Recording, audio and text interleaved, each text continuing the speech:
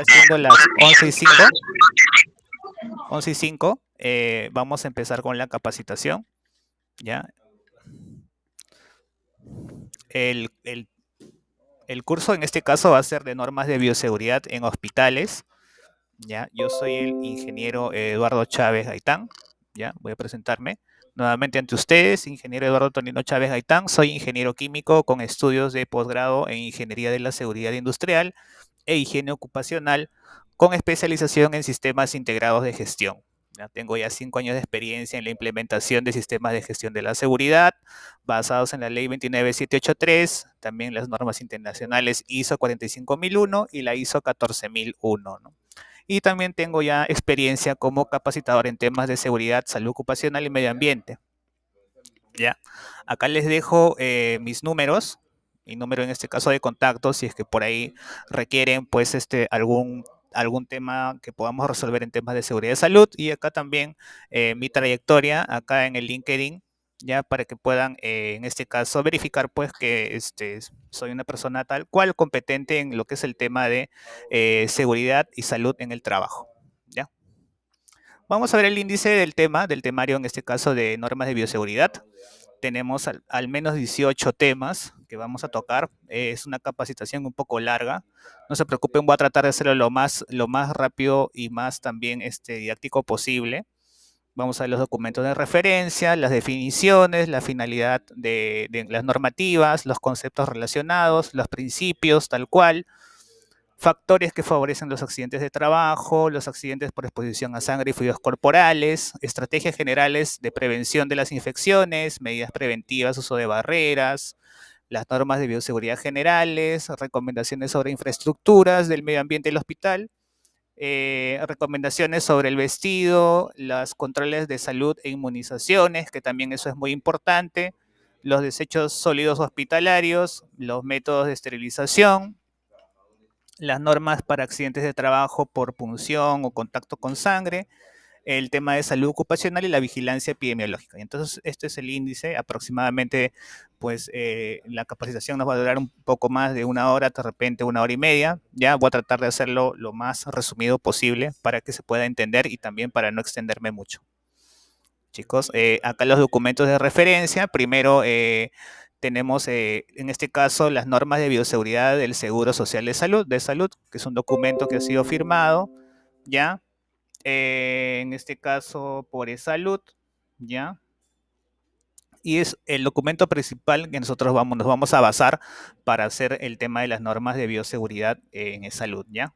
También hay una norma muy parecida, ¿ya? De la cual también se basa también eSalud, que en este caso es el manual de bioseguridad, pero en este caso que lo ha decretado el MINSA, que bajo resolución ministerial número 614/2004, ¿ya? Es una norma técnica también que es muy parecida a las normas de bioseguridad de salud, solamente que en este caso ya el alcance es para todo tipo de hospitales, ¿ya? Después también hay boletines que también salud reparte, ¿no? En este caso de manera virtual, ¿ya? Mediante este correo también, nos vamos a basar en ello también, mediante esta página web, ¿ya? Que son bioseguridad en los centros asistenciales de salud, ¿ya? Entonces, bajo ello también nos podemos ayudar, ¿ya? Nos vamos a basar también en las guías de limpieza del MINSA, los lineamientos de vigilancia y prevención de infecciones, también del MINSA, y la gestión integral de residuos sólidos en establecimientos de salud, que también lo tenemos tanto por el MINSA como por el mismo Salud. ¿Ya, chicos? Ya, entonces, ahí seguimos. ¿Ya? Vamos a ver lo que es la definición de lo que es bioseguridad. ¿Ya? Bioseguridad nos dice que son medidas destinadas a establecer un mecanismo de barrera, ¿ya? Que impida la transmisión de infecciones en todas aquellas actividades relacionadas con la salud. Vale decir, todo tipo de actividad que hagamos, no solamente, por ejemplo, las personas que están en limpieza, sino también los que están en lo que son las salas, lo que son personal médico, lo que son enfermeros, todos ellos tienen que cumplir normas de bioseguridad y también incluso aquellos que están en oficinas, porque están a veces cerca de las partes, en este caso, que están expuestas a riesgo biológico, ¿ya? Entonces, vamos a ver esos conceptos también. El término de bioseguridad abarca tanto obligaciones del trabajador para preservar la salud como responsabilidad de la institución para garantizar medios y facilidades. Ya entonces, Todo esto de acá es, digamos, la definición que nos da, en este caso, la norma de salud sobre lo que es bioseguridad. ¿Ya? Y bioseguridad en centros de salud también es básicamente es la bioseguridad aplicada, en este caso, a los centros hospitalarios, ¿no? Ya, en este caso son también ¿ya? La bioseguridad también es un concepto que en este caso se va a aplicar a los centros de salud porque en ellos pues encontramos gran número de personas, pacientes, familiares, personal de salud, estudiantes, entre otros, que pues hace que nosotros tengamos en este caso contacto también con enfermedades, ¿no? Esta población, pues esta gente también se va a encontrar con las enfermedades propias de los hospitales, ¿no? ¿Ya? Y puede, por lo tanto, presentar patologías, ¿no? Como las infecciones intrahospitalarias, ¿no? Que también ya hemos estudiado un poco del tema. Las infecciones intrahospitalarias están muy relacionadas a lo que es la bioseguridad en los centros de salud. Entonces, debido a que pues hay personas que se encuentran acá en los hospitales, centros asistenciales, entonces por eso es que debemos de aplicar una normativa que sea común para todos, ¿no? ¿Ya? Entonces, ¿cuál es la finalidad de esta normativa? Pues en este caso, evitar que como resultado de la actividad asistencial se produzcan contaminaciones, infecciones entre el personal y los pacientes o usuarios que acuden para su atención. ¿Ya? Estas normas operativamente tienden a proteger tanto al paciente como al personal de salud, ¿ya? Y son de carácter obligatorio, ¿ya? Sin embargo, estas normas, si bien disminuyen el riesgo, pero no logran eliminarlo por completo, ¿ya? El riesgo siempre de contraer alguna enfermedad siempre va a estar latente. Entonces debemos eh, el cumplimiento de estas normas solamente nos va a, digamos, proteger en cierta medida, ¿ya? Ya. También depende mucho de nosotros cómo es que hagamos nuestras actividades, por ejemplo, nuestra limpieza, nuestra desinfección, fumigación y el grado de cuidado que tengamos, nuestro cuidado personal, es cómo es que vamos a lograr que estas normas sean aplicadas de buena manera y no tengamos casos de enfermedades o de accidentes laborales. En este caso, un accidente laboral en un hospital genera también un riesgo a la seguridad, a la bioseguridad. Entonces, por eso hay que tener mucha consideración en ello, ¿ya? Entonces, el alcance de esta norma en este caso es para todos los establecimientos de salud y servicios médicos de apoyo del salud, ¿ya? Como objetivo general, esta norma promueve prácticas adecuadas de bioseguridad en los trabajadores de salud y tiene como objetivos fortalecer los conocimientos en las normas de bioseguridad en el personal, cumplir las normas de bioseguridad con el fin de reducir o eliminar accidentes de trabajo, proporcionar medidas para la disminución de riesgos al que se encuentra expuesto el personal de salud, los usuarios, los familiares que acuden al hospital, ¿no? También mejorar el manejo de residuos mediante el plan de manejo de residuos y contribuir a la disminución de enfermedades transmisibles en el personal y en los pacientes y también en personas visitantes o administrativos, ¿ya? Entonces, estas son las finalidades que tenemos al aplicar la normativa de bioseguridad. Algunos conceptos que tenemos que tener en claro cuando hablamos de bioseguridad, tenemos que tener en consideración lo que es bioseguridad tal cual, como son los conjunto de normas y comportamientos y procedimientos que son orientados a impedir una contaminación por microorganismos hacia el personal de salud o hacia el personal usuario, ¿no? O también los familiares o otro personal relacionado, ¿no? Ya, esta es la norma de bioseguridad, lo que define la norma de bioseguridad. Tenemos también como concepto al patógeno, ¿no? El patógeno, que en este caso es un microorganismo que puede causar enfermedades al hombre y que se manifiesta de manera sintomatológica, vale decir que nos va a dar un cuadro clínico, ¿no? Y afecta drásticamente la fisiología del infectado con riesgo a causarle la muerte en algunos casos, ¿no? O en todo caso también puede desmejorar su calidad de salud. ¿Ya? Entonces, por eso es que el patógeno es, en este caso, lo que va a generar luego el riesgo biológico o biorriesgo, que consiste en la presencia de un organismo o una sustancia derivada de un organismo que plantea sobre todo una amenaza a la salud humana, vale decir, una contaminación biológica. Ya este riesgo biológico está presente en todos los centros hospitalarios, en cualquier zona, ¿ya? Pero principalmente en lo que es el área de residuos, en lo que es el área de salas de operación, ¿ya? En los lugares donde tengamos muestra de sangre, ¿ya? Entonces, el riesgo biológico está muy presente y es el principal riesgo en los centros hospitalarios, ¿ya? Y también hablamos también de áreas y servicios con riesgo biológico significativo, como que son las áreas críticas, ¿no? Entonces, en estas áreas críticas o áreas semicríticas, ¿ya? Es donde vamos a estar expuestos al riesgo biológico. Entonces, eso también tenemos que tener en consideración. ¿Y qué es el riesgo biológico? Pues la normativa, pues nuevamente nos da un concepto de ello y nos dice que consiste en la presencia de un organismo o la sustancia derivada de un organismo que plantea sobre todo una amenaza a la salud humana, ¿no? ¿Ya? Tenemos algunas medidas para, en este caso, disminuir el riesgo biológico. Sabemos que no lo podemos eliminar, solo lo podemos disminuir o atenuar hasta un nivel en que es controlable, ¿ya? Por ejemplo, mediante la aplicación de las precauciones universales, ¿ya? Como es el tema de los lavados, el lavado de manos, el uso de PPs, ¿ya? Las señalizaciones, la implementación de un sistema de gestión de seguridad de salud, la vigilancia epidemiológica, ¿ya? Esas son las precauciones universales, la inmunización de los trabajadores de salud mediante un plan de vacunas, ¿ya? Y el aislamiento de pacientes infectados. Eso quiere decir que hayan lugares en los que los pacientes estén, digamos, de acuerdo a la gravedad de su o el grado de infectación de su enfermedad, sean puestos en lugares de cuarentena, ¿no? Entonces, estas son algunas de las medidas de riesgo biológico. Los principios de universalidad, los principios, perdón, de bioseguridad. Hablamos también de estos principios. Hay varios tipos en este caso son tres principios principalmente cuando hablamos de bioseguridad. Primero vamos a hablar de un principio general que es el principio de universalidad, ¿ya? Universalidad, perdón. En este caso, este principio nos habla de que todas las personas, incluidos pacientes, deben de, en este caso, ser involucrados en las medidas de o en las normas de bioseguridad. O sea, todas las personas que se encuentren dentro de un hospital deben de cumplir las normas mínimas de bioseguridad, ¿no? ¿Ya?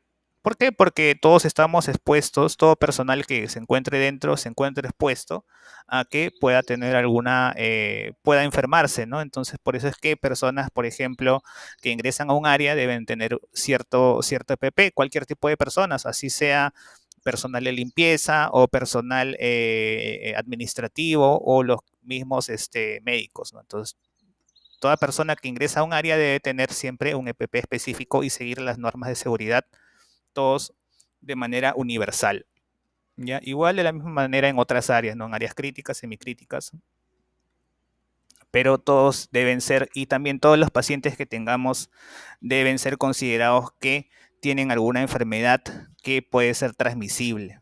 Entonces, por eso es que no podemos confiarnos, ¿no? No porque, digamos, esta persona tenga solamente gripe o algo, ¿no? Y esté dentro de hospitalización, pues vamos a pensar que no puede tener de repente ahí VIH o puede tener hepatitis, ¿no? Entonces, para todos debemos de cuidarnos como si tuvieran las enfermedades más, en este caso, contagiosas y difíciles de tratar, ¿ya?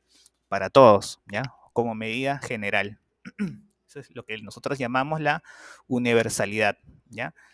El uso de barreras es otro principio que nos indica que debemos de evitar la exposición directa a sangre o a otros fluidos orgánicos potencialmente contaminantes mediante la utilización de materiales adecuados que se interpongan, en este caso, al contacto con esos fluidos o sangre, ¿no? ¿Ya? Uno de los ejemplos son los EPPs, ¿no? ¿Ya? Que son un tipo de barrera. Hay varios tipos de barrera, ¿ya? Estos tipos de barreras no evitan los accidentes de exposición a estos fluidos, pero sí disminuyen las consecuencias. Digamos que de alguna forma trata de evitar que las consecuencias de este tipo de exposición sea disminuido, de alguna forma. Entonces nos va a ayudar. Por ejemplo, cuando tengamos un pinchazo va a ser muy diferente que nos pinchemos teniendo guantes adecuados a no tenerlo, ¿no? Porque nuestras manos van a estar más expuestas y más tiempo o a mayor profundidad, ¿ya? Que si tuviéramos el guante, ¿no? Como dijimos, el guante no te va a proteger al 100%, digamos, pero incluso puede que, si es que tengamos suerte, no nos atraviese, digamos, todo el guante, ¿no? Pero si es que no tenemos la suerte de vida, al menos va a evitar que esté el menos tiempo contacto con nuestras manos, ¿ya? Y también tener medios de eliminación de material contaminado. Tenemos que tener en este caso un medio, dispositivos, procedimientos adecuados para la eliminación de material que se encuentre contaminado, ya sea que venga de salas, ya sea que venga de un área en la que se usan inyectables o material cortante. Entonces tiene que haber una manera de eliminarlos, de hacer, en este caso, disponerlos, ¿no? Como por ejemplo el tratamiento de los residuos, ¿no? Sabemos que los punzocortantes tienen que tener una, una adecuada disposición, ¿ya?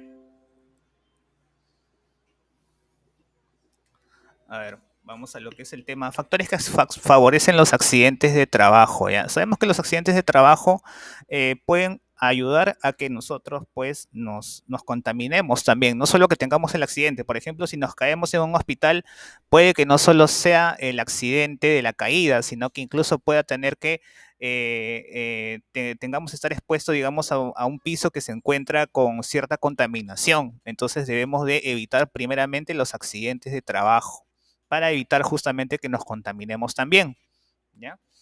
Los factores que favorecen los accidentes de trabajo generalmente son las condiciones inseguras y los actos inseguros. Y hablamos de condiciones inseguras a cualquier condición de un establecimiento de salud que puede contribuir a un accidente, ¿ya? Por ejemplo, una mala infraestructura, una falta de orden y limpieza, instalaciones eléctricas inadecuadas, ¿ya? Son algunas de las condiciones inseguras más, en este caso, más comunes, ¿no?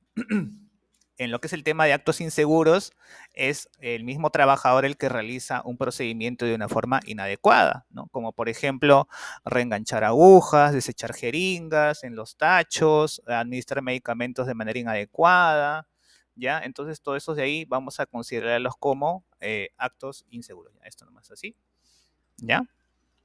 Y también van a generar más adelante probablemente un accidente de trabajo, pero en este caso muy parecido a lo que son los accidentes punzocortantes, ¿ya? Para ello tenemos que tener una política de control de infecciones, en los que tengamos procedimientos, guías, técnicas, en los que nosotros podamos hacer, tener un medio de control de las enfermedades del VIH, de la hepatitis B, de la hepatitis C, que son las enfermedades más comunes en los hospitales, y tener que en este caso estas políticas que sean administradas, que sean a la vez cumplidas, ¿no? Que no vale de nada pues que tengamos una política pero que al final no vamos a cumplir, ¿no? ¿Ya? En precauciones universales, ¿ya? También es otra medida en que nosotros podemos ayudar pues a que disminuyan los accidentes. Son el conjunto de procedimientos destinados a proteger al personal de la salud a la exposición a productos biológicos potencialmente contaminados, ¿ya? Se aplica en las situaciones en que se manipula sangre, fluidos corporales, secreciones y elementos punzocortantes, ¿ya?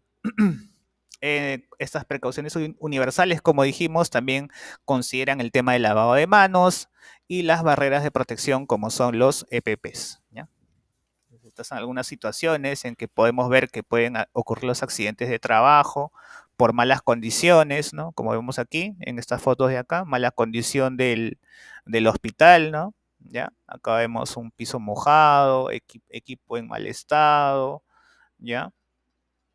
Y acá vemos un acto inseguro, como por ejemplo el contestar, en este caso el celular, mientras está haciendo una actividad, ¿no? Una actividad médica, ¿no? Como por ejemplo acá en el laboratorio, mientras está haciendo manejo de muestras de sangre, me parece, ¿ya? Entonces, o algún tipo de muestras de orden fisiológico. Entonces acá ya se está exponiendo, encima está con los guantes, está biocontaminando su celular y a la vez está biocontaminándose, muy probablemente si es que acerca mucho sus manos a su cara, se va a contaminar él también.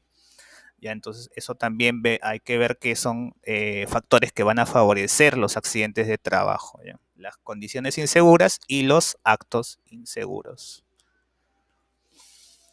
Hablemos un poco de los accidentes por exposición a sangre, fluidos corporales y otros parecidos, ¿no? Fluidos fisiológicos, ¿ya? Entonces, si ocurren, son los más, digamos, los tipos de accidentes que más debemos evitar porque son aquellos que nos pueden dar pues al lugar cuadros clínicos muy desagradables y que a la vez pues costosos, ¿no? De curar o incluso que nos puede dar ya la muerte del trabajador, ¿no? Por eso es que debemos de tener mucho cuidado cuando trabajemos acá en los lugares hospitalarios, ¿no? Porque son lugares en los que nosotros estamos expuestos a una gran cantidad de enfermedades, entre ellos la hepatitis B y la hepatitis C y el VIH, ¿no? Que son las infecciones graves que pueden causar enfermedades crónicas, como por ejemplo la hepatitis B te puede dar una enfermedad que te da cáncer en este caso al hígado, ¿ya? Y algunas que te conducen a la muerte, como es el VIH, ¿ya? Aproximadamente 2 millones de trabajadores de salud experimentan exposiciones, ¿no? A fluidos corporales o a sangre, ¿no? Aproximadamente 2 millones de trabajadores, ¿no? Alrededor del mundo, ¿no? Y en América Latina, por ejemplo, el grado de proporción de infecciones en los trabajadores de salud debido a lesiones de este tipo van por ejemplo, del 55% en lo que es el tema del hepatitis B, hasta un 80% en hepatitis C y hasta un 11% en el tema de VIH. ¿Ya? Porque en América Latina a veces no tenemos bien nuestro sistema de gestión de epidemiología y por eso es que ocurren pues muchos accidentes con exposición a fluidos corporales. ¿Ya? Algunos modos de infección más frecuentes son, por ejemplo, la autoinoculación, debido a los pinchazos, a los cortes, debido a las pipetas, los bisturís, ¿ya? No solamente del personal de enfermería o el personal médico, sino también el personal de limpieza, ¿ya? Entonces tenemos que tener mucho cuidado porque esta es la más frecuente que puede ocurrir, ¿no? Después tenemos exposición a piel o mucosas a sangre, hemoderivados, a fluidos biológicos, ¿ya? También nos van a dar pues este tipo de infección, la inhalación de aerosoles también que se producen al agitar las muestras, al destapar tubos, ¿ya? Durante centrifugación, ¿ya? Cuando en el tema de lo que es laboratorio, ¿ya? Entonces acá se puede dar mucho también el tema de la infección por inhalación o también se puede dar el tema de la infección por salpicaduras en los ojos o en la aspiración ya bucal directamente, ¿no? Cuando hacemos de repente nuestra limpieza de trapos, ¿no? Tenemos que tener mucho cuidado. A veces si es que somos personas que salpicamos demasiado o cae demasiada agua, lo ideal es utilizar un lente, ¿no? Un lente que nos vaya a proteger, una protección visual, ¿ya? Para que no nos caiga pues algún tipo de líquido que tenga alguna enfermedad, ¿no? Que esté contaminado, ¿no? Entre los agentes, como dijimos, más comunes tenemos al virus de inmunodeficiencia humana, que es el VIH, ya que si nosotros nos pinchamos con una aguja, tenemos una probabilidad de contagiarnos de hasta un 0.4%, ¿no? ¿Ya? Y si es una persona, digamos que nos hemos pinchado con una aguja de una persona que realmente después ha salido positiva en ese tema del VIH, el porcentaje aumenta, la probabilidad aumenta hasta un 5%, ¿no? Entonces, sí puede que, digamos, en algún momento una persona que se haya pinchado, pues pueda tener en este caso un cuadro de VIH, ¿ya? Debido a justamente este pinchazo, ¿ya? Sin embargo, nosotros tenemos medios para poder evitar que las personas se infecten. Sin embargo, esos medios también no son del todo, digamos, tienen un grado en este caso, de reducción del riesgo, ¿ya? ¿Ya? No van a reducir al 100% también, como dijimos, incluso ellos también, ¿no? Ningún tipo de mecanismo que tengamos es al 100% efectivo, sino que también tiene un grado de efectividad y por eso es que, digamos, al final, después de todo, nos queda con un 5% de personas que pueden en este caso, infectarse del VIH debido a un accidente, ¿no? En lo que es el virus de la hepatitis B, puede llegar desde un 3 a 10%, dependiendo, y hasta un 40% en personal que no tiene la vacunación completa. ¿Ya? Entonces es un virus es incluso más que el VIH, ¿no? Vemos que su porcentaje aumenta, Entonces hay que tener mucho cuidado con la hepatitis B, que puede que, digamos, la persona que sí tiene hepatitis B sí nos puede contagiar hasta un 40%, es muy contagiosa, ¿ya? Y hepatitis C sí se ha demostrado que en este caso su prevalencia es baja, su prevalencia en este caso llega hasta un 3%, ¿ya? La probabilidad que nosotros nos vayamos a contagiar llega hasta un 3%. ¿Ya? Igual, por eso es que estas tres son consideradas enfermedades que se pueden contraer en un hospital, y por eso es que debemos de evitar contagiarnos tomando las precauciones, ¿no? Las precauciones mínimas de bioseguridad, que después vamos a hablar de ello. ¿Ya? ¿Quiénes son aquellos que sufren justamente de estos accidentes por exposición a sangre? ¿En qué lugar y en qué momento se dan? Generalmente son los personales puestos, es el personal de enfermería y de limpieza que sufre el mayor número de accidentes, que en este caso llega hasta un 44% de personas, ¿no? Y el personal médico, los médicos, hasta un 27% que están expuestos, ¿ya? Porque supuestamente ellos tienen pues más tiempo, trabajan de manera un poco más tranquila, ¿no? Que no es muy diferente al personal de enfermería que tiene que hacerlo rápido, de repente por la misma operación, y el de limpieza también, ¿no? Que tiene un tiempo, sobre todo en lo que es el tema sala, ¿no? Tiene que hacer el recoger residuos de manera rápida, ¿ya? Entonces por eso es que ellos están más expuestos a lo que son los pinchazos, los cortes, ¿no?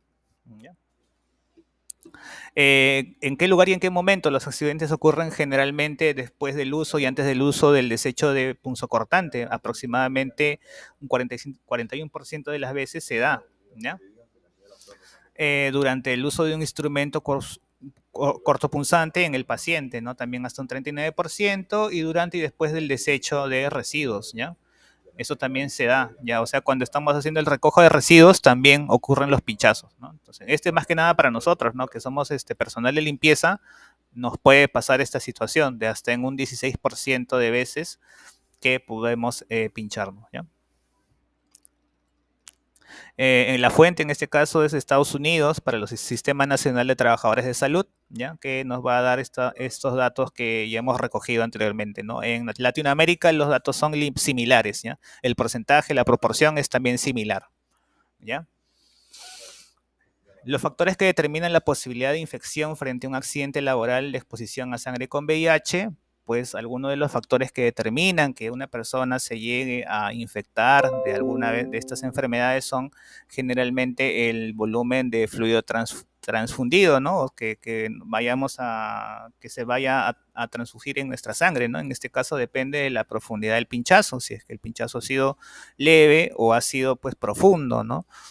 Y por eso también debemos usar los EPPs, los guantes, ¿no? Porque si es que tenemos el EPP, al menos nos va a proteger un poco del pinchazo, ¿no? Del tipo de aguja, del tipo de procedimiento que se haga y de la utilización de los guantes en caso del pinchazo en la mano. Entonces, estos son algunos factores, y si es que se ha encapsulado o no encapsulado la aguja luego de su utilización, ¿ya? Generalmente se dice que no se debe reencapsular la aguja luego de su utilización, sino que se debe desechar directamente, ¿no? ¿Ya? Para evitar justamente que pensar que es una aguja nueva, ¿no? ¿Ya? Por eso es que, y una vez usado, se debe en este caso, desechar, ¿no? Tal cual toda la aguja, ¿no?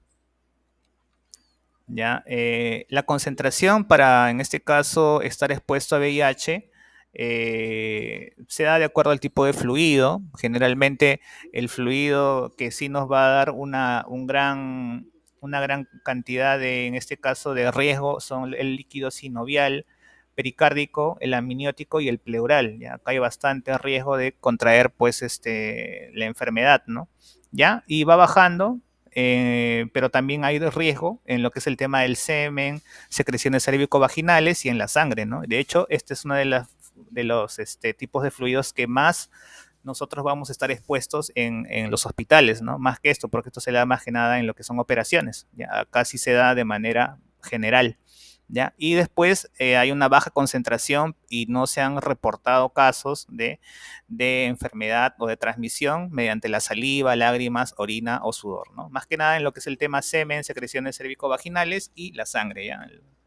Entonces, hay que tener mucho cuidado en el tema de los fluidos, ¿no? De los fluidos corporales. Hay que pensar que todo fluido corporal tiene alguna enfermedad, que justamente por ello está en un hospital, ¿no? Que no sabemos qué puede ser, ¿no? Entonces siempre por eso hay que trabajar con mucho cuidado, ¿ya? A pesar de que por ahí las técnicas nos presionen, de que tengamos que trabajar de manera rápida, pero siempre antes de hacer un recojo de residuos o hacer una operación, miren, verifiquen el lugar para evitar justamente que ocurra algo pues como esto, ¿no?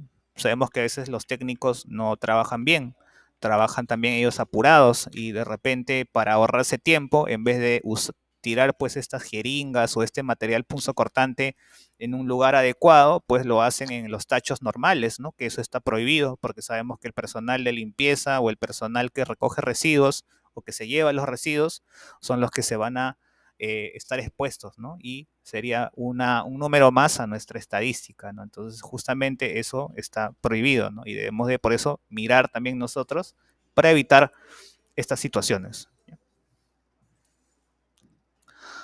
Como dijimos, algunas estrategias generales de prevención de las infecciones transmitidas por sangre y fluidos corporales, podemos ver el código de buenas prácticas, el uso de las prácticas universales, como es el lavado de manos, la desinfección, ¿ya? Las barreras naturales, tenemos la piel, las mucosas, lavado de manos, las barreras químicas, tenemos en este caso el uso de desinfectantes, ¿ya? Como la lejía, el glutatión, la clorexidina, que son desinfectantes para lo que es el tema hospitalario, y las barreras biológicas como son el uso de vacunas, inmunoglobulinas y parecidos, ¿ya? Que son barreras que nos van a ayudar también, ¿ya? Como dijimos, las medidas preventivas tenemos el uso de barreras, ¿ya? Que en este caso el lavado de manos, cuando tengamos exposición a contacto con fluidos, lo ideal es hacer un lavado de manos, ¿ya? Siempre antes de cualquier operación y después de cualquier operación se debe de hacer el lavado de manos, ¿ya? Siempre siguiendo los pasos del lavado de manos, ya que también es muy importante saberlo, ¿ya? Ya, cuando hacemos el lavado de manos, acá por ejemplo unos ejemplos, ¿no? Al ingresar a la ley de trabajo y al retirarse del mismo, hacer un lavado corto antes y después de tomar contacto con pacientes o elementos de los pacientes, ¿ya? Al terminar el turno de trabajo, también haciendo un lavado corto, al tocar zonas anatómicas del cuerpo de alguien, de algún, si es que sabemos que nosotros como personal de limpieza no podemos tocar, ¿no? A ningún paciente, ¿no?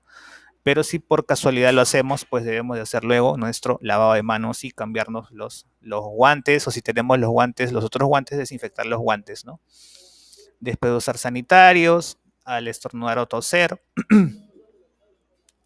eh, digamos, y debemos de usar nuestro alcohol gel, ¿no? Ya los demás normas de acá que vemos acá son más que nada para personal de enfermería, ¿no? Entonces, pero son las normas que nos indica también es salud, ¿no? En este caso, todo personal de salud que trabaja en un hospital siempre tiene que tener, en este caso, su esquema de vacunación completo. Esta es otra barrera también, la barrera biológica. Y entonces todo personal está obligado a cumplir el esquema de vacunación de al menos hepatitis B, influenza, tétanos, fiebre amarilla y COVID, ¿ya?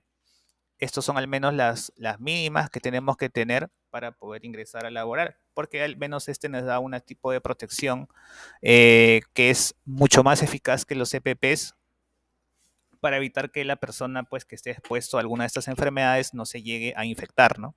En caso de que estas personas no quieran pues cumplir el esquema de vacunación, no decidan vacunarse o tengan el esquema de vacunación incompleta y no la quieran completar, pues deberán hacer una firma de una exoneración de responsabilidad. Vale decir que el hospital y la empresa tampoco no van a ser responsables en caso de que el personal no se haya vacunado. Si es que le da una enfermedad como por ejemplo el VIH o hepatitis C o hepatitis B o tétanos o COVID incluso, y el personal no se ha querido vacunar, entonces debe firmar una carta de exoneración de responsabilidad, ¿no? Ya, y ya en este caso ya va por cuenta de la persona que va a tener que asumir los gastos, ¿no? En caso de que ocurra un accidente o solamente tratarse en el de salud, ¿no? ¿Ya? O a excepción comprobada de contraindicación, en caso de que, por ejemplo, también ocurren los casos, de que por ahí algún personal tiene alguna enfermedad y no puede vacunarse, ¿no? Entonces el médico te da en este caso, un certificado, ¿no? Una especie de documento en el cual indica que no se puede, pues, hacer la vacunación, por ejemplo, en el tema COVID, ¿ya? Entonces, si tienes esa indicación por parte del médico, que es una contraindicación, entonces sí también se te va a exonerar de cumplir el esquema de vacunación, ¿ya? Entonces, todo personal debe tener su esquema de vacunación y también debe conocer el riesgo y el modo de actuar en caso de que haya una exposición por VIH, hepatitis C, hepatitis B, ¿ya? ¿Qué hacer en este caso, no? Ya eso también vamos a hablar, qué hacer en caso de que ocurra una persona en que se pinche pues un dedo o esté expuesto digamos, a COVID o esté expuesto a alguna enfermedad, ¿no? ¿Ya? Que es muy parecida a lo que es el tema de infección intrahospitalaria, ¿no? Vamos a usar el tema de las barreras preventivas, el tema del uso del EPP, que es muy importante, ¿no? El calzado, gorros, mandiles, guantes, lentes, mascarillas, ¿ya? Que es importantísimo el uso de estos tipos de EPP porque van a ser una barrera más que van a disminuir el riesgo de contagio de alguna enfermedad, ¿ya? El uso de guantes para disminuir la transmisión de gérmenes por contacto, ¿no? Sin embargo, el uso de guantes no es un sustituto del lavado de manos, ¿ya? El uso de guantes es imprescindible para todo tipo de procedimiento que implique algún contacto con sangre u otros fluidos corporales, ¿ya? Y el empleo del doble guante cuando estemos en una área o una operación que sea muy crítica con contacto de sangre y fluidos. Ya sabemos que, por ejemplo, en el tema de neutralización de fluidos corporales, vamos a utilizar el tema del doble guante de látex, ¿no? O el doble guante quirúrgico, ¿no? Entonces, por eso que es importante el uso del guante en este tipo de operaciones que son peligrosas en este caso, ¿ya?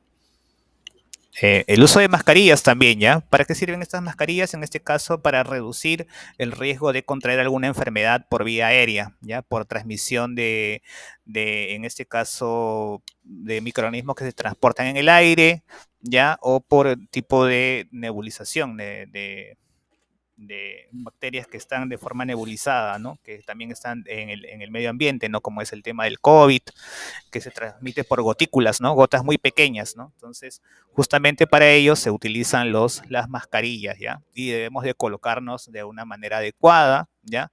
Observando que no haya una fuga, una fuga tanto de entrada como de salida de aire, porque si no, no estaríamos utilizando bien la mascarilla, no nos estaría protegiendo, ¿ya?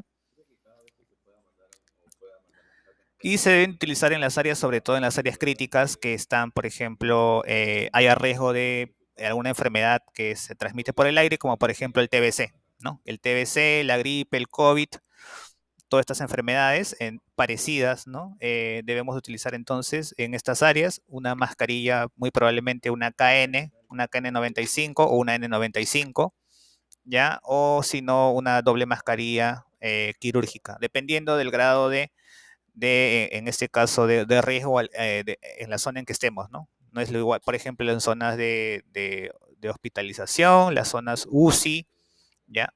O las zonas UBI, debemos tener mucho el tema de uso de mascarillas, ¿ya? Nuestra protección ocular, ya que también nos van a prevenir que tengamos contacto de salpicaduras de sangre, de aerosoles, de fluidos corporales, secreciones, ¿ya? Nos van a proteger también mucho de ese tema, ¿ya? Y nos van a ayudar pues en la pérdida de claridad y el brillo, ¿ya? Perdón, de preferencia debemos evitar que estos EPPs pues se vayan a ensuciar, ¿no? Ya y debemos de tener pues un cuidado de ellos, ¿ya? Un cuidado de ellos para evitar que se pierda la claridad o el brillo de ellos, ¿no? ¿Ya? Entonces son muy importantes también el uso de este tipo de EPP porque nos van a proteger de que nos caiga pues algún líquido o algún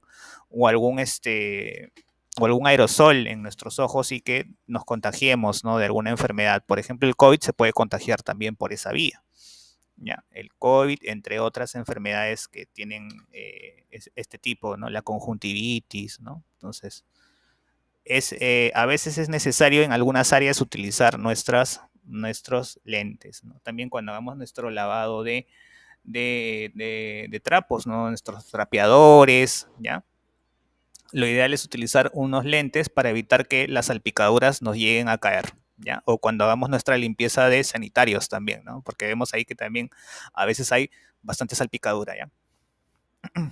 Los mandiles también cuando vamos a utilizar, vamos a entrar pues a áreas donde vamos a estar expuestos también a salpicaduras y nos va a proteger a nuestro cuerpo, como son en el tema de las áreas UCI, en áreas de sala de parto, sala de operaciones, ya es ideal utilizar este tipo de indumentaria, ¿no? Como vemos aquí, ¿no? En las salas de operaciones sobre todo, ¿no? Que es lo que más he visto.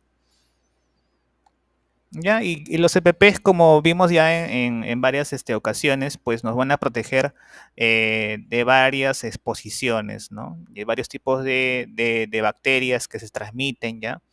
O de gérmenes que se transmiten, que pueden transmitirse por el aire, por gotas, por contacto, por salpicaduras o por contacto directo con sangre, ¿no? O afectar el campo estéril de los pacientes. Entonces, por ejemplo, en algunas áreas debemos utilizar un gorro, que el gorro lo que va a hacer es protegernos tanto a nosotros, nuestra parte de la cabeza, como también al campo estéril del paciente. Ya el campo estéril es el campo que supuestamente es un campo o un lugar o una sala donde no está contaminado, ¿no? Si nosotros ingresamos con nuestro pelo suelto, con nuestro pelo que traemos de las áreas de afuera, esta área que es estéril va a dejar de ser estéril, ¿no? La vamos a contaminar. Por eso es que debemos utilizar también el gorro.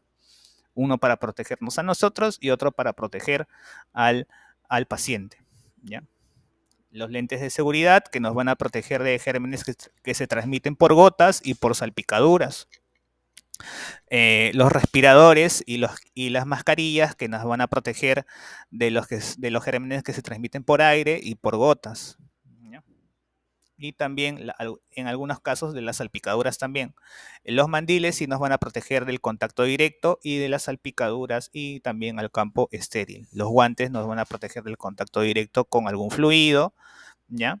Y también al campo estéril, y las botas también nos protegen a nosotros del contacto directo o de la contaminación cruzada y al campo estéril. Como otra medida de barrera es tener pues ambientes adecuados, con adecuada iluminación, que sean también tener material que esté limpio, desinfectado, esterilizado, dependiendo del lugar en que vamos a trabajar. ¿Ya? Y que estas áreas sean descontaminadas cada cierto tiempo, desinfectadas, ¿no? ¿Ya? Y tener una buena distribución del hospital también. ¿No?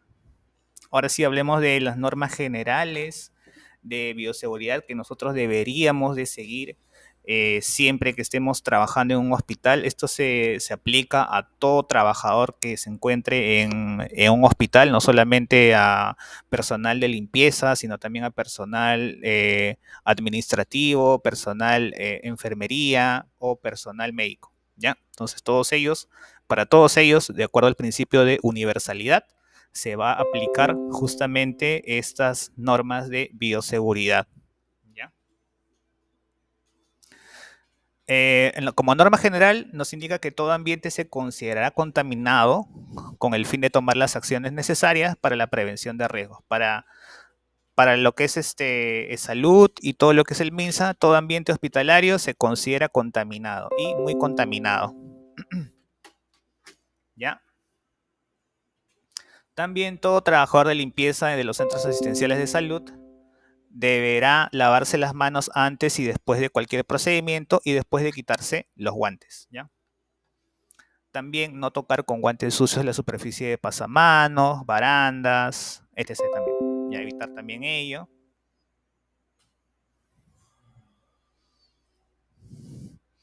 A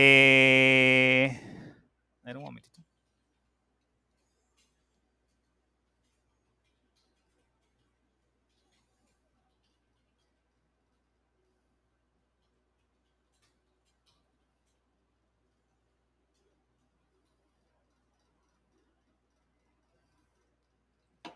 Ya, un momentito. Ya, ahora sí. Nos indica que también no tocar con guantes sucios la superficie de pasamanos, barandas, etc. Ya, eso también, evitar también ello, por eso se hace el lavado de manos y también la limpieza de los guantes. Ya, evitar tocar superficies de contacto de pacientes con guantes sucios.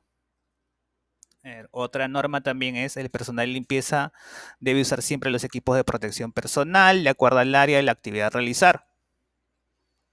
En la parte 6 dice, de encontrar instrumentos punzocortantes, debemos de notificar al personal de salud de turno para que realice la correcta segregación.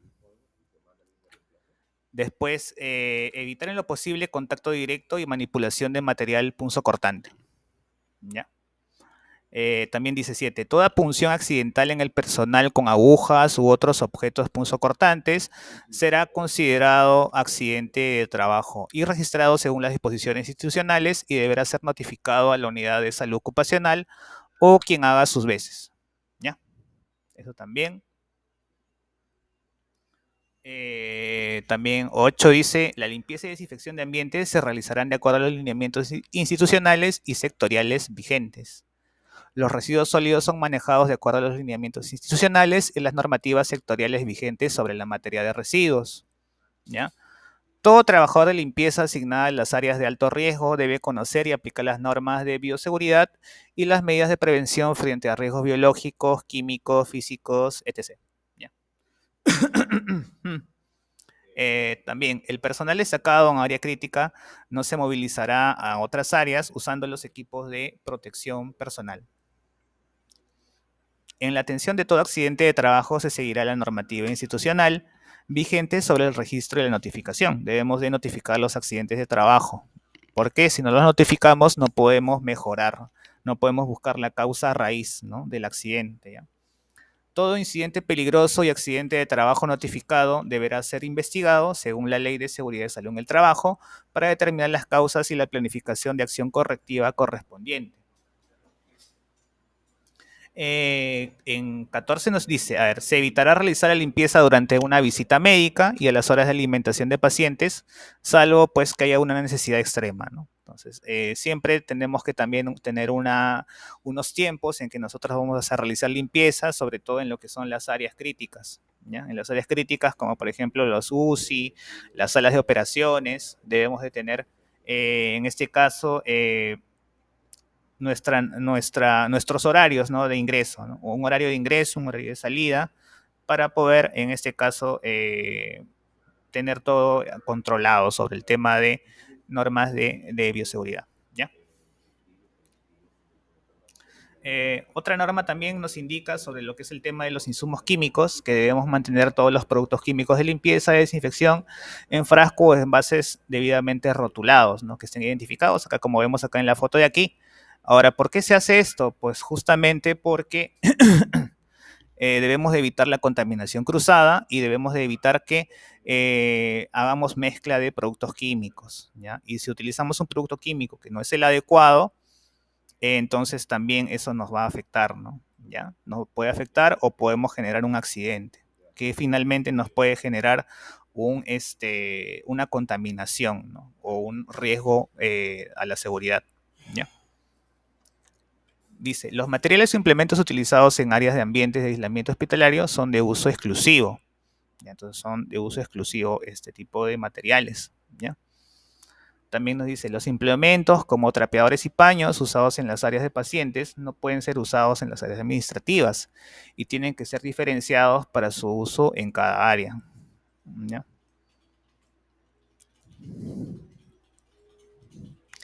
También está prohibido mezclar diferentes productos químicos de limpieza a fin de evitar reacciones químicas, como por ejemplo la liberación de gases tóxicos y producir accidentes en el personal que los manipula. Entonces eso también es otra norma.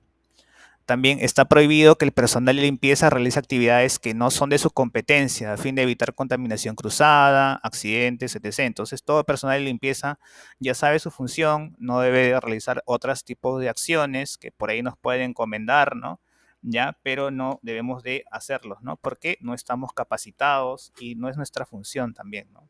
Ya, debemos de hacer solamente lo que nos indican que está, ¿no? Ahí, ¿no? A veces por buena fe tal vez tratamos de ayudar, ¿no? Pero nos exponemos a algún tipo de enfermedad, ¿ya? Dice también, el personal de limpieza ingresa a las instalaciones del centro asistencial y sale después de su jornada laboral usando ropa de calle, utilizando esta ropa de calle, ¿ya? El personal de limpieza no debe transportarse de su casa a su centro de trabajo o viceversa utilizando el uniforme de trabajo, por obvias razones, ¿no? Sabemos de que en nuestro uniforme de trabajo a veces puede llevar cierta contaminación, ¿ya? Justamente ese uniforme nos va a proteger, pero no lo podemos llevar pues a nuestras casas o a la intemperie, ¿no? Porque si no saldrían pues algunos virus, algunas bacterias que deberían estar en los hospitales, ¿no? Estamos esparciendo la contaminación. ¿Ya? Por eso es que no se debe de llevar el uniforme de trabajo, nos lo debemos de sacar y en lo posible hacer un lavado de estos uniformes, ¿no? Digamos cada 2 días, ¿no? Dependiendo, ¿no? Hacer lavar nuestro uniforme, ¿no? Para evitar justamente que se llegue a contaminar demasiado, ¿no? Y entonces llegue a traspasar a nuestro cuerpo y nos lleguemos a contaminar, ¿ya? Después nos dice cumplir con lo establecido en la Directiva de Gerencia General, que son las normas de bioseguridad y salud en el trabajo en el Seguro Social de Salud. ¿Ya? Entonces debemos de cumplir lo que dice la norma de salud en lo que es bioseguridad, ¿no? Entonces, eso también, este dibujo que vemos acá, más que nada es para cumplir lo que dice la Capite 17, que los implementos usados deben de tener cierta diferenciación, ¿no? ¿Ya? Como vemos acá, deben tener colores, los colores nos ayudan a diferenciarlos, o rotularlos también nos ayuda también a que estén diferenciados, y si utilizamos un código de colores como nos indica de salud, también pues vamos a tener una buena diferenciación para evitar la contaminación cruzada. ¿Ya? Esta es la finalidad. Que un trapeador de un área no vaya a un trapeador de otra área, ¿ya? Porque si no la estaría contaminando con lo que tiene esta área, ¿no? La contaminación que tiene esta área. Entonces, ese es el tema, ¿no? Debemos de evitar justamente ello.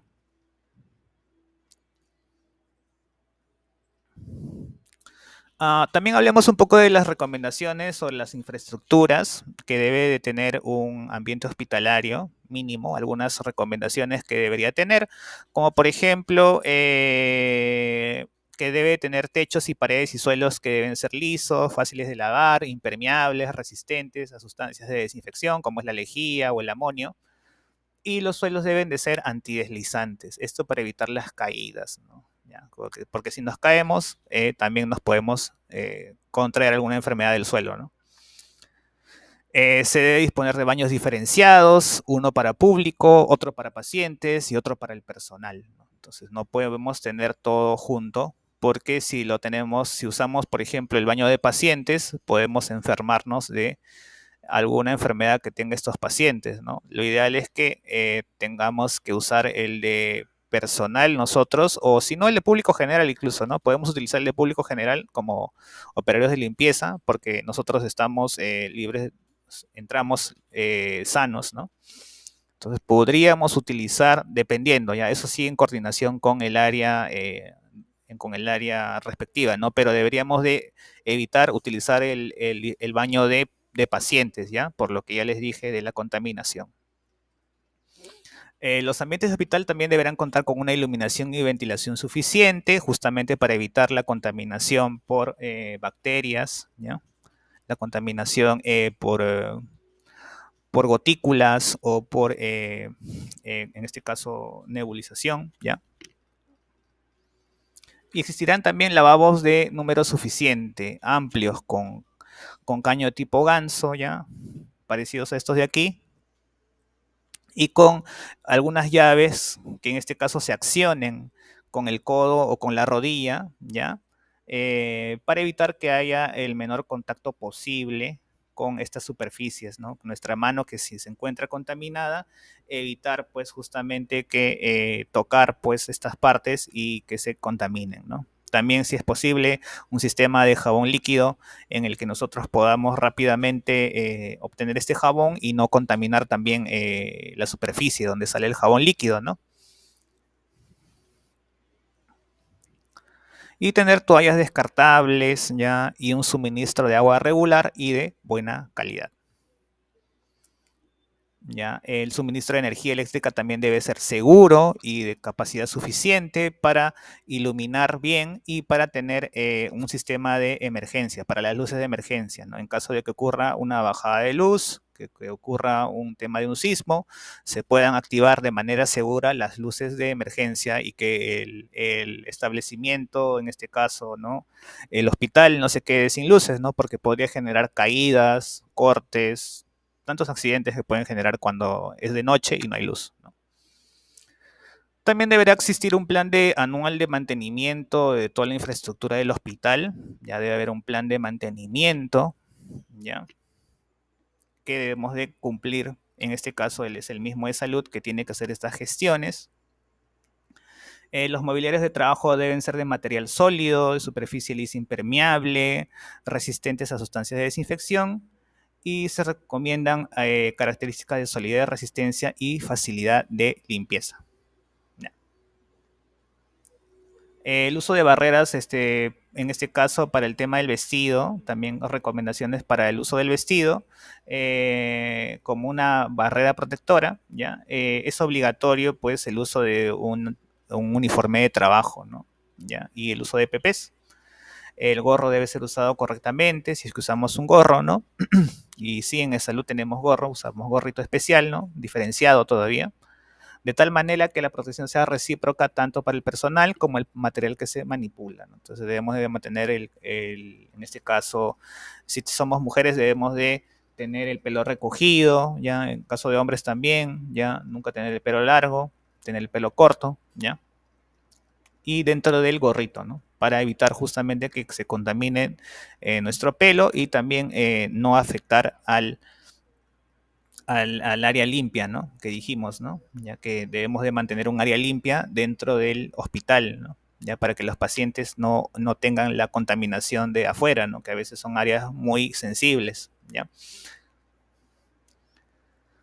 La mascarilla debe ser descartable, de triple capa, que ocupa la nariz hasta debajo de la barbilla. Ya debemos de colocarnos nuestra mascarilla de una buena forma. Lentes protectores que se usan siempre y cuando no se disponga de mascarilla con visor, como este tipo de visores, ¿ya? Cuando haya manipulación de sangre o fluidos corporales, ¿no? Y exista riesgo de salpicadura. Debemos usar también los mandilones o delantales, los cuales deben ser impermeables, manga larga de preferencia, ¿ya? Y descartables hasta abajo de la rodilla. Los guantes deben ser estériles si son usados como una parte técnica séptica y no deben ser estériles si se usan como barrera protectora del personal, ¿ya? Generalmente vamos a utilizar no estériles, ¿no? Para lo que son las actividades de limpieza. Más algunas recomendaciones más, por ejemplo, en el tema del uso de los zapatos, deben ser cerrados, que cubran completamente los pies con la finalidad de proteger los derrames, debe evitarse el uso de tacos, ya que estos facilitan los resbalones. Las sandalias también no son adecuadas para su uso, ya que exponen a la piel a ciertos riesgos, ¿ya? Entonces debemos de utilizar el zapato que nos dan, ya,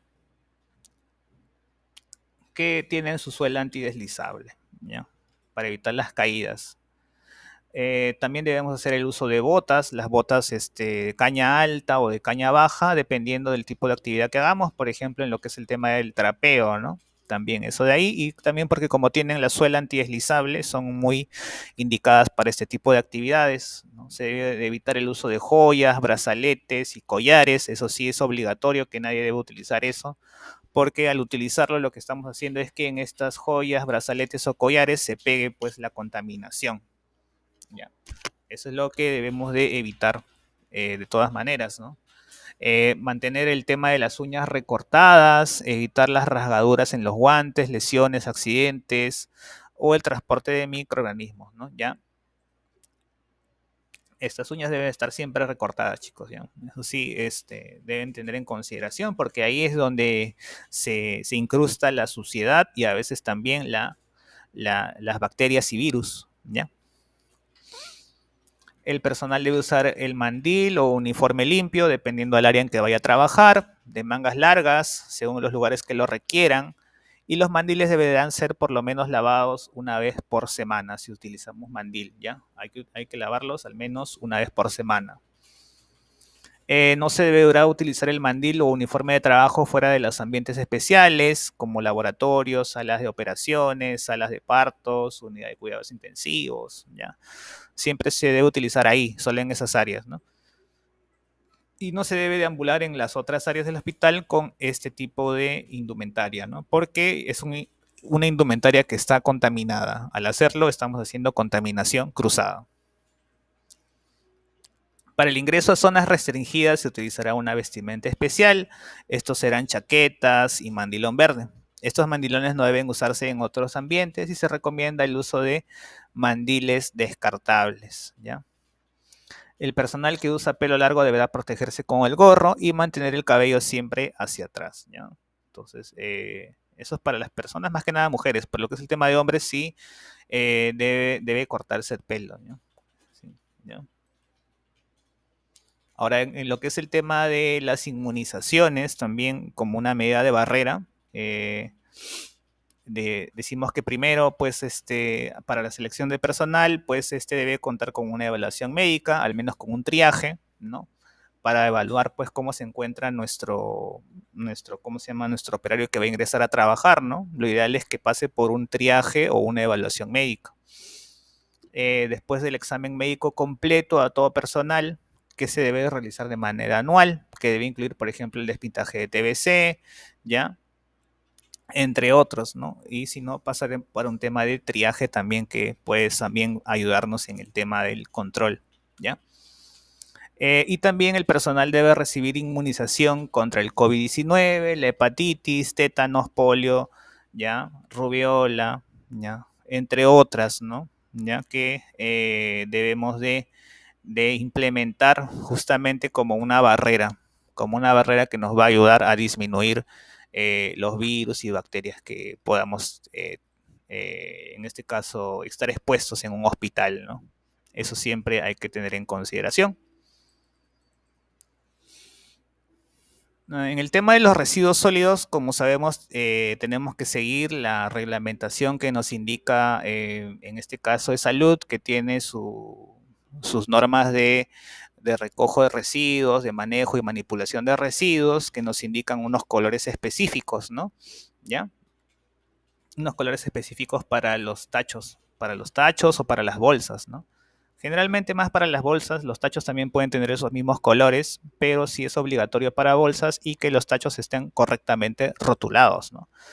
Por ejemplo, lo que son el basurero negro, vamos a ver lo que es el tema de los desechos comunes, en los basureros rojos o los tachos rojos, los residuos biocontaminados, y en los amarillos los residuos especiales, ¿ya? Y en los tachos rígidos de color rojo van a ir los punzocortantes, ¿ya?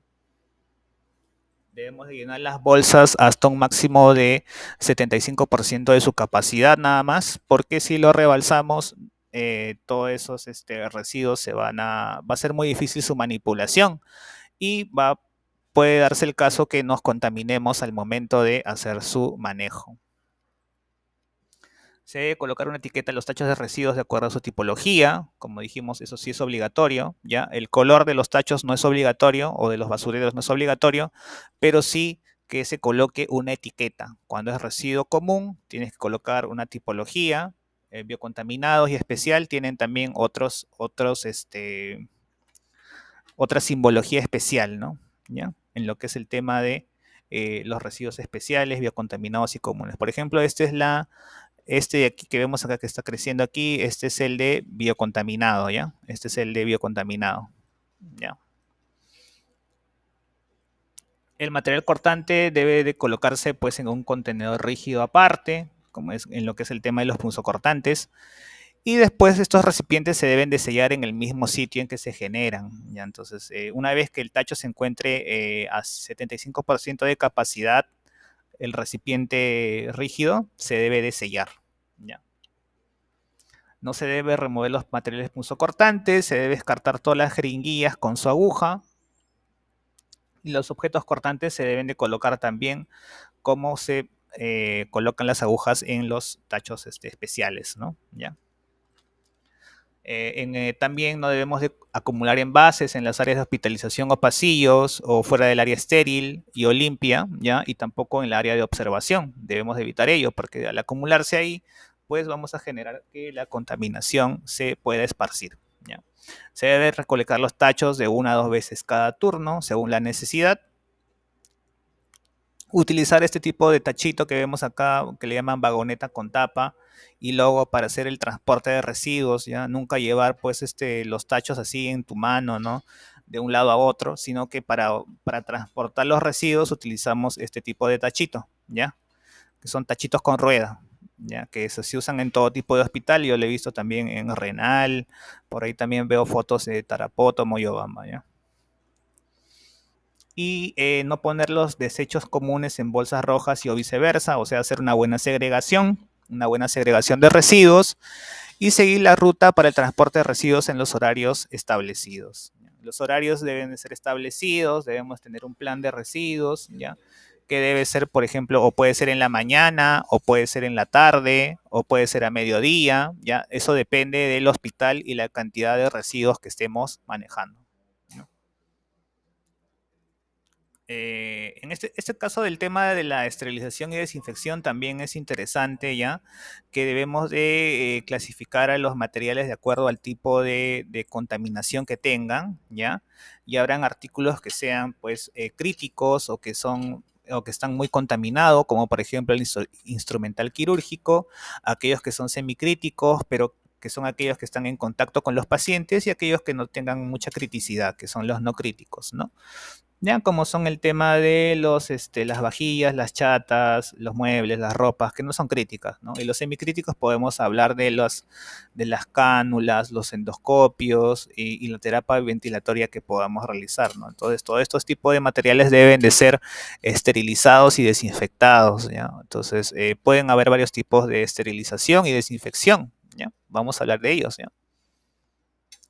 Por ejemplo, si es que vamos a esterilizar algunos instrumentos, lo vamos a utilizar utilizando tanto la técnica de esterilización con vapor o por calor seco o por inmersión en productos químicos, ¿no? Entonces, estos son algunos de los métodos de esterilización más común que tenemos en los hospitales, ¿no? ¿Y qué es la esterilización? Pues la esterilización es la destrucción de todos los gérmenes incluidos aquellas esporas, ya que por la desinfección no se pueden eliminar. La desinfección no elimina esporas, chicos. Entonces, y las esporas también son un tipo de bacteria muy especial, ya, o de microorganismo especial que también nos va a generar enfermedades, ya.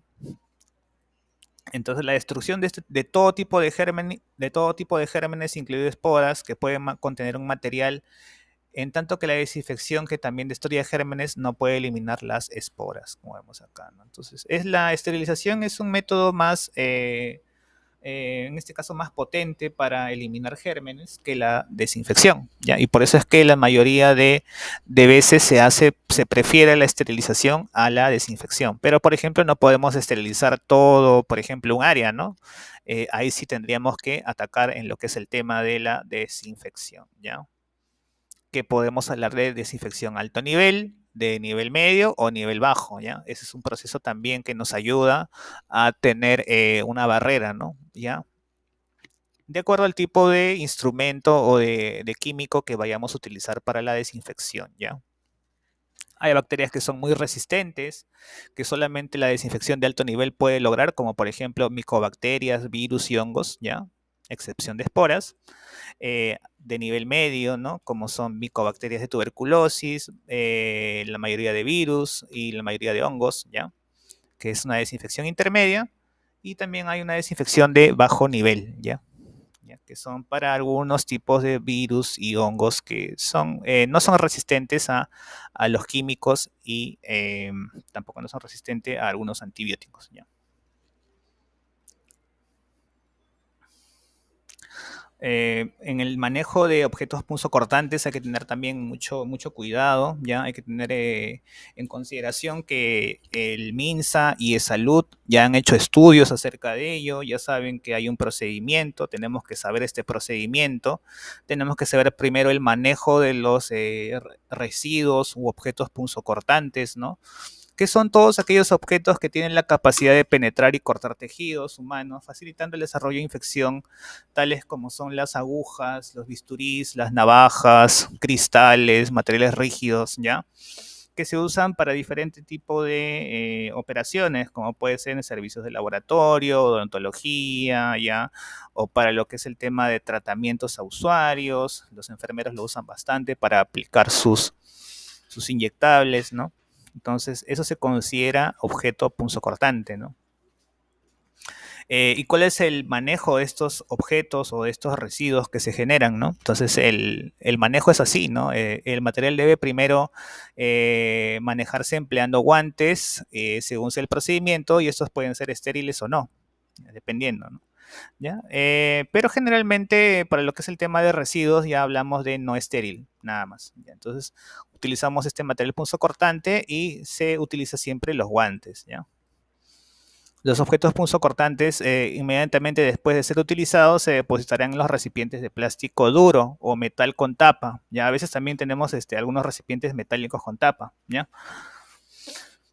Con una abertura a manera de alcancía que impida la introducción de manos, ¿ya? Acá vemos algunos ejemplos de este tipo de contenedores de residuos punzocortantes. Vemos que algunos tienen así una especie de tapa así, ¿ya? Y otros tienen así, este tipo, una circular, ¿no? Y otros la tienen en forma de alcancía. ¿Ya? Ya, entonces, en este caso, todo esto para evitar que las personas introduzcan su mano ahí. ¿Ya? El contenedor debe tener una capacidad suficiente para la cantidad de residuos que se generan a diario, ¿ya? Y preferentemente deben ser transparentes para que pueda determinarse fácilmente si están llenos sus tres cuartas partes. No quiere decir que sean transparentes o sean blancas y no se vean nada, sino que cierta transparencia nada más. Por ejemplo, como estos de aquí. Acá estos, si bien son rígidos, tienen cierta transparencia, ¿no? Y se ve aproximadamente hasta qué nivel está de lleno, ¿no? ¿Ya? Entonces, para no tener que abrir la tapa completamente, sino que simplemente ir verificando poco a poco, ¿no? ¿Ya? Esto sería lo ideal, ¿ya? Lo ideal, tener un tacho de residuo con estas características sería lo ideal para hacer un manejo adecuado de este tipo de residuos. Y se pueden utilizar para este fin en caso de no tengamos este tipo de, de tachitos que están aquí. Podemos utilizar otro tipo de recipientes como son botellas vacías, de desinfectantes, de productos químicos, que tengan este tipo de características, que tengan paredes rígidas o cierre en rosca, ya que asegure una inviolabilidad, ¿ya? Y siempre sí hay que colocarle pues eh, un tipo de, en este caso, de rótulo o de señalización que indique pues que son residuos biocontaminados o residuos punzocortantes biocontaminados, ¿no? ¿Ya? Entonces ahí se tiene que tener este tipo de rótulo para identificar fácilmente al residuo que tenemos acá, ¿ya?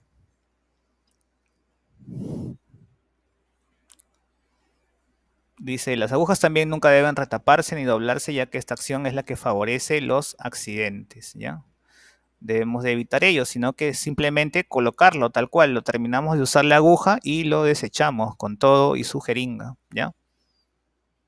Después de ello, pues recolectamos este tipo de contenedores, los sellamos, o sea, le ponemos una especie de cinta en lo cual ya el tacho ya va a estar sellado, va a estar libre de apertura, ¿ya? Entonces va a estar bien selladito y la vamos a colocar en bolsas rojas, ¿ya? Bolsas rojas de biocontaminado. Pero en esa bolsa solamente vamos a colocar punzocortantes. Es más, debemos de tener un contenedor especial donde vamos a colocar bolsas, pero llenas de estos tachos. Estos tachos no son reutilizables, simplemente se desechan con todo, ¿no? Lo que hace estos tachos es que los encapsula a los punzocortantes, ¿ya? Que están biocontaminados o que pueden no estarlo. Igual, se va a considerar como que un residuo peligroso porque proviene de un hospital. Y toda cosa que proviene de un hospital, a menos que se haga una correcta segregación, a menos que se haga una correcta segregación, se va a tener que realizar un manejo adecuado, ¿ya?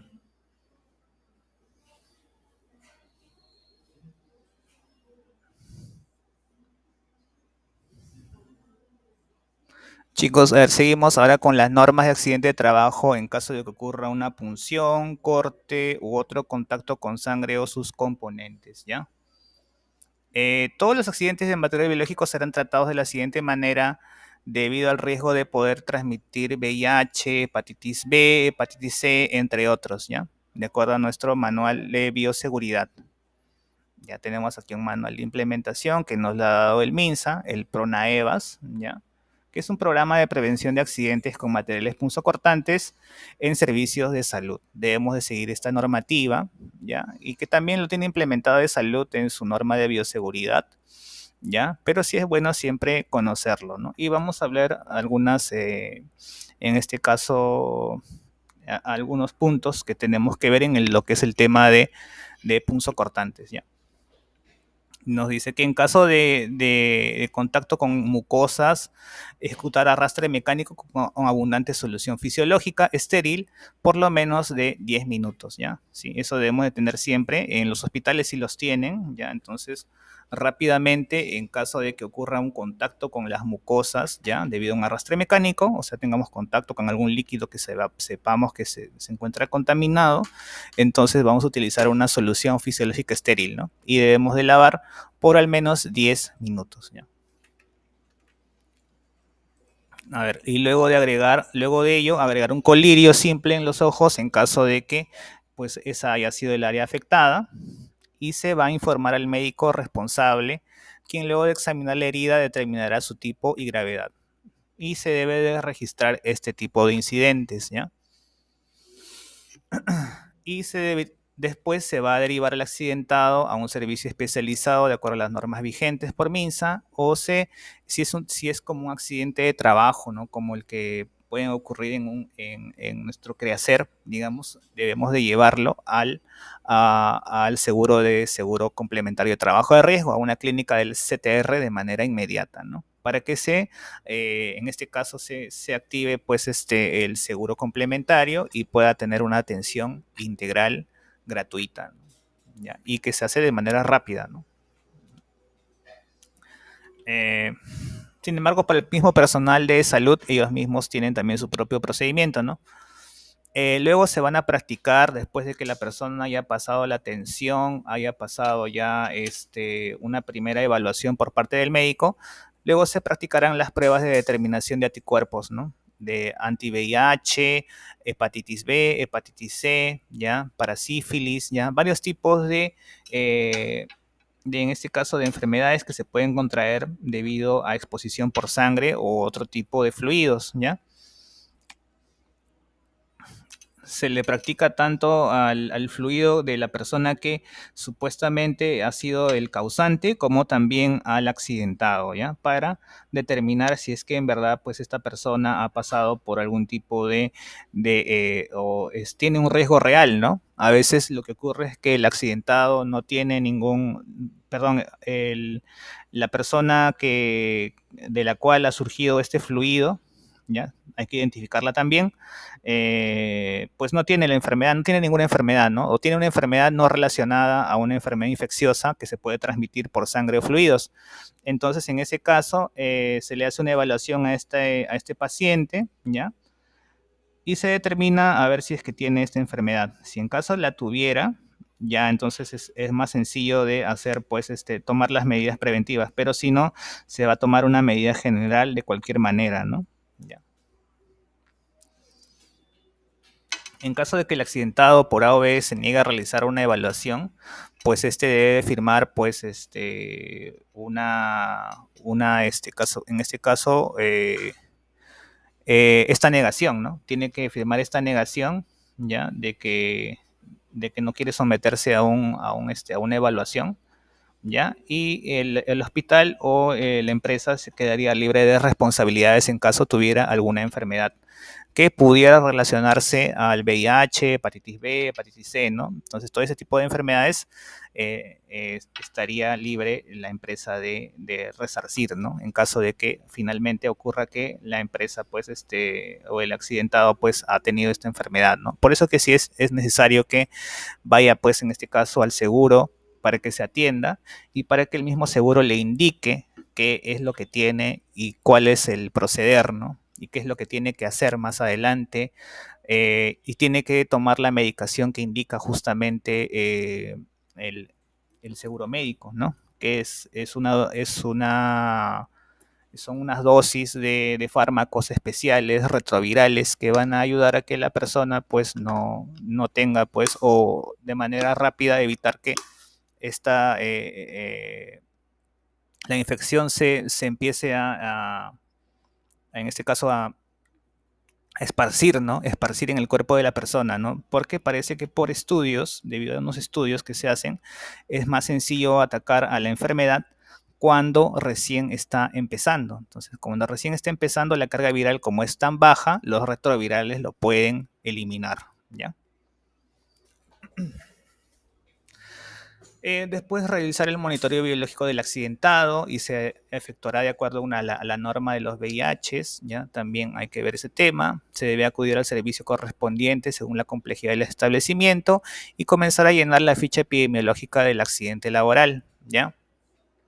Entonces tenemos también una ficha de accidentes laborales que tenemos que llenar para justamente tener en este caso un legajo de que ocurrió un accidente en estas fechas, ¿no? ¿Ya? Y ver qué es lo que puede pasar más a futuro, ¿no? En ella debe constar los datos de identificación, los antecedentes personales y el seguimiento clínico correspondiente, completando la ficha médica y a medida que estos vayan obteniendo resultados, seguir teniendo los resultados debidos, ¿no? ¿Ya? De este tipo de accidentes, ¿no? Después se brindará asesoría al accidentado sobre las medidas de protección que guardarán hasta conocer su estado serológico y se le brindará el tratamiento profiláctico estipulado por el médico infectólogo según sea el caso, ¿no? ¿Ya? También indicar pues que en salud todo accidente de trabajo es registrado y comunicado a nivel jerárquico inmediato superior para que sea de conocimiento de la Unidad de Bienestar de Personal de la Oficina de Administración de Personal y de la Oficina de Epidemiología de la Unidad Orgánica. ¿Ya? Entonces, siempre se debe a todo tipo de accidentes, se tiene que hacer una investigación y se tiene que reportar el accidente, ¿ya? Para que estos casos no se puedan nuevamente dar, ¿no? No se puedan nuevamente dar estos casos de accidentes que son muy peligrosos en este caso, porque puede generar la muerte del trabajador o en este caso que pueda ocurrir un cáncer en su organismo, ¿no? Que finalmente puede devenir también en la muerte del trabajador, ¿no? Entonces, hay que tener mucho cuidado en lo que es el tema de los accidentes cuando ocurren cortes o contacto con sangre, ¿no? ¿Ya? Para ello justamente tenemos que tener un área de salud ocupacional, que es un área que nos ayuda a preservar, mejorar y reparar la salud de las personas que trabajan en un lugar, ¿no? En cualquier lugar, no solamente en hospitales, ¿ya? El área de salud ocupacional siempre está, por ejemplo, en las mineras, están en las empresas industriales. Toda empresa que tenga trabajadores siempre va a tener que tener un área de salud ocupacional implementada. Sobre todo aquellas actividades que tienen cierto riesgo. Por ejemplo, el riesgo que tenemos en hospitales sabemos que es ciertamente elevado, ¿ya? Porque tenemos el tema del riesgo biológico. Y de acuerdo también a la normativa en este caso, del seguro complementario de riesgo indica que las actividades de limpieza en hospitales son consideradas actividades riesgosas. ¿Ya? Y por eso es que toda persona que trabaja en un hospital su empleador debe de contratar un seguro especial, ¿no? Que es justamente el SCTR, ¿no? Y bien, por ello es que también tiene que haber una vigilancia epidemiológica, ¿no? No solamente por parte de la empresa tercera, que en este caso somos nosotros Praxis, sino también por parte del mismo de salud. Debe haber una vigilancia que nos indique, en este caso, cuántas personas se han pinchado, cuántas personas se han accidentado, cuántas personas tienen esta enfermedad, cuántas personas y qué tan seguido pues se dan enfermedades similares, ¿no? O casos similares, ¿no? Y también tener un recuento de las personas que se encuentren vacunadas o no se encuentren vacunadas, implementar planes de vacunación, implementar planes de inspección o de evaluación médica, ¿ya? Para seguir, hacer un seguimiento a las personas que trabajan justamente en este hospital, ¿no?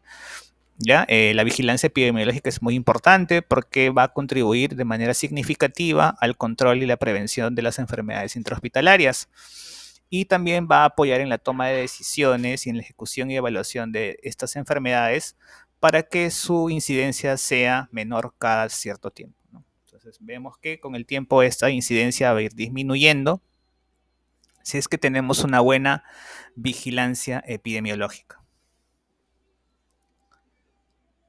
¿No, chicos? Entonces vamos ya, hemos terminado lo que es el tema de la capacitación. Lo que faltaría es el tema de la evaluación, que siempre, como sabemos, hacemos una evaluación al final de cada, de cada, de cada capacitación.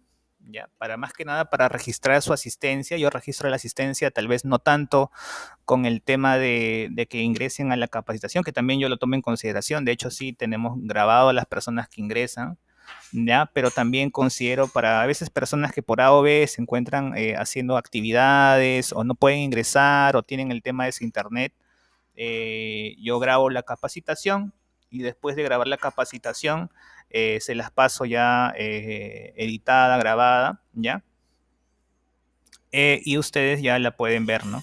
Y pueden responder la evaluación. Entonces, con la evaluación yo también evalúo, pues, que las personas hayan ingresado y tengan, pues, tengan el conocimiento que requieren para seguir laborando, ¿no? Porque es importante, como norma de bioseguridad, también que las personas sepan o estén capacitadas en los riesgos en los que se encuentran sometidos, ¿no? Entonces, sí, importantísimo ese tema de la bioseguridad, ¿ya, chicos? Entonces, por eso es que vamos a hacer una pequeña evaluación, ¿ya? De una vez para ir cerrando y para que todos ustedes ya puedan ir ya avanzando, ya haciendo sus labores, chicos, ¿ya? Así es que voy a abrir la evaluación. Acá también lo voy a enviar como mensaje. Ah, mira, acá no había visto las preguntas. Lo que pasa es que a veces no escucho por el tema de que como estoy haciendo mi dictado del tema, no escucho las preguntas. Mira, acá hay preguntas también, ¿ya?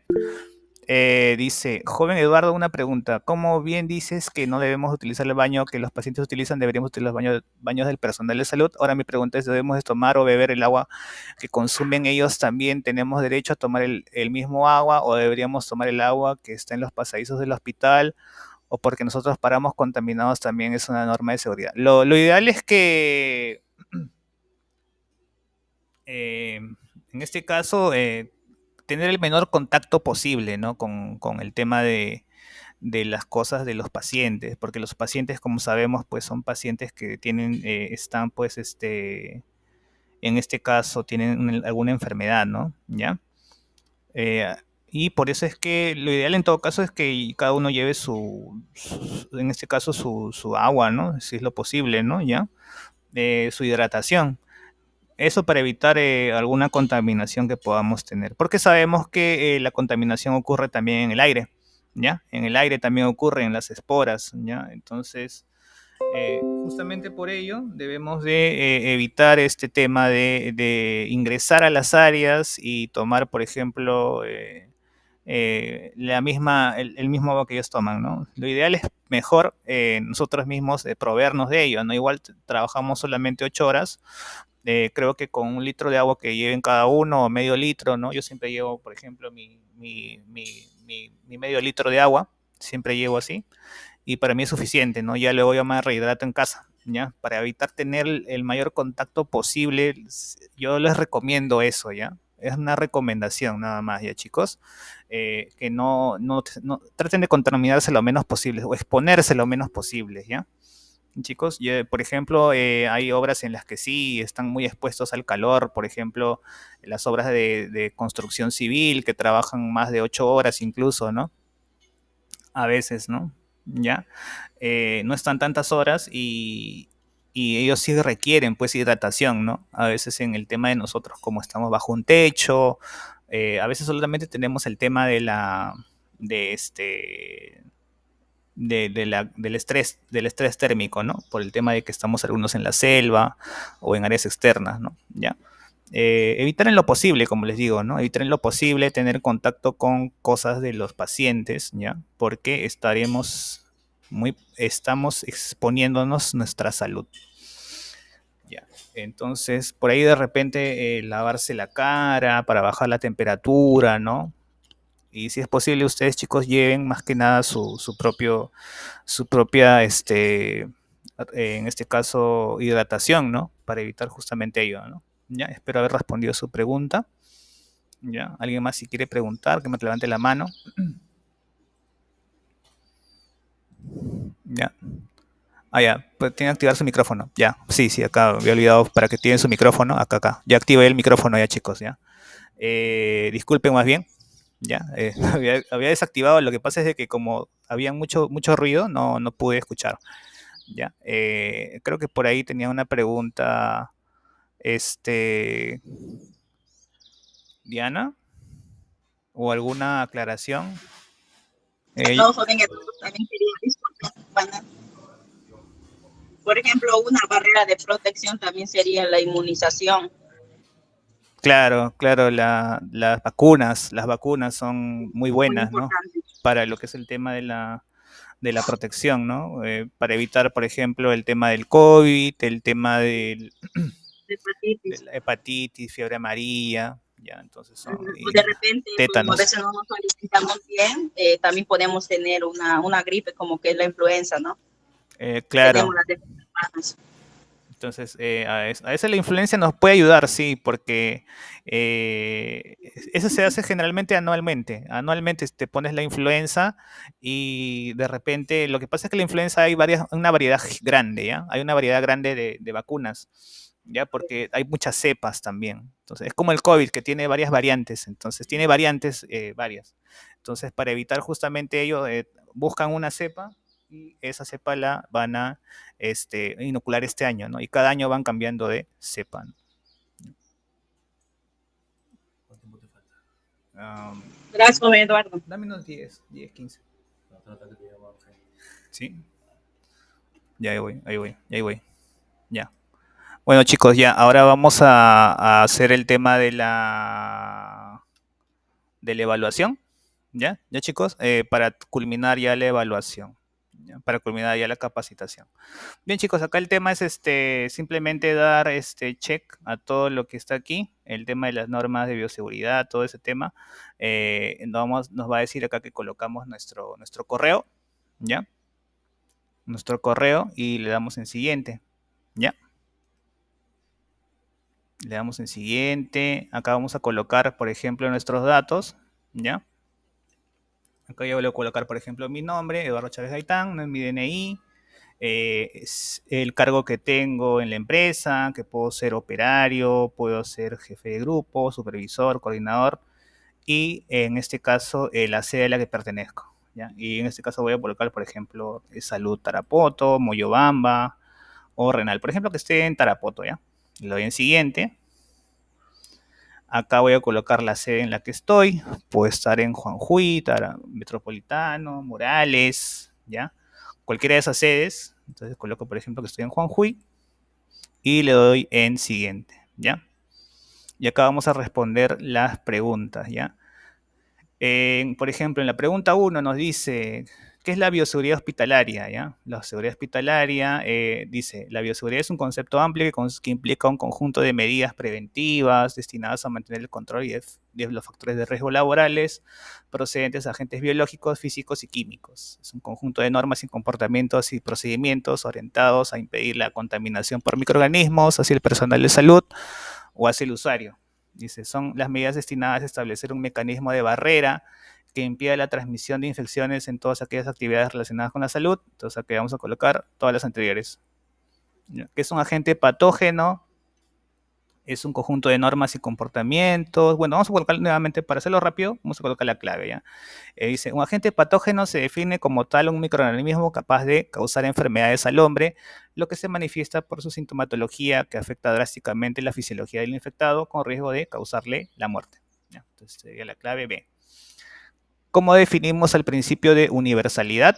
¿Ya? Es el principio por el cual las medidas de bioseguridad deben involucrar a todos los pacientes de todos los servicios, independientemente de conocer o no su serología. Esto incluye también a todo personal que se encuentre en el centro de salud. Entonces sería la clave B. ¿Ya? Dice en la pregunta 4, dice, ¿qué factores favorecen al accidente de trabajo? Dice, en este caso, los factores que favorecen un accidente de trabajo son las condiciones inseguras y los actos inseguros, ¿ya? Y acá nos dice, ¿cuáles son las principales barreras preventivas en materia de bioseguridad? En este caso será todas las anteriores, chicos, ¿ya? Eso sería todo.